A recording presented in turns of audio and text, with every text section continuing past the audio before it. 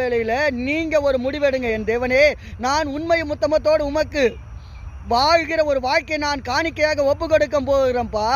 எத்தனை சோதனை வந்தாலும், எத்தனை உபத்திரமங்கள் வந்தாலும், உண்மையை விட்டு விலகாதபடிக்கு, இயேசு என்கிற தேவனுடைய கிருபையை விட்டு விலகாதபடிக்கு உண்மையும் உத்தமத்தோடு கூட வாழ்வேன். இந்த பூமியிலே இருக்கிற வாழ்நாள் முழுவதிலும் கர்த்தாவே, என்னை அழைத்தவரே, உமக்காக உண்மையாய் வாழ்வேன். என் தேவன்தாமே எனக்காக வைத்திருக்கிற தரிசனத்தை நீங்க நிறைவேற்றுவீங்கல்ல.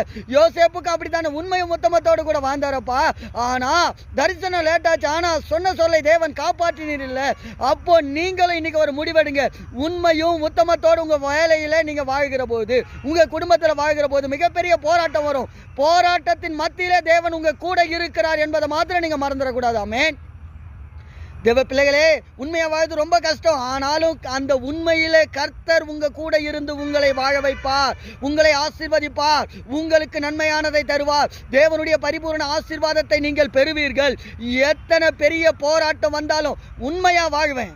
கர்த்தர் என்னை பார்த்து கொண்டிருக்கிறார். நீங்க ஆராதிக்கிற தேவன் உங்களை பார்த்து கொண்டிருக்கிறார். நீங்கள் நம்பி இருக்கிற தேவன் உங்களை கூர்ந்து கவனித்துக் கொண்டிருக்கிறார். தேவ பிள்ளையே, நிச்சயமா இந்த நாள்ல உண்மையாய் வாழ்கிற ஒரு வாழ்க்கையை கர்த்தருக்கு காணிக்கை கொடுங்க பார்க்கலாம். கர்த்தர் தாமே உங்கள் மத்தியிலே இருந்து பெரிய காரியங்களை செய்வார். கிரகிக்க முடியாத பெரிய காரியத்தை கர்த்தர் உங்க வாழ்க்கையில செய்வார். ஏன்னா நீங்க ஆராதிக்கிற தேவன் உண்மை உள்ளவர். பிதாவினுடைய அன்புக்கு உண்மை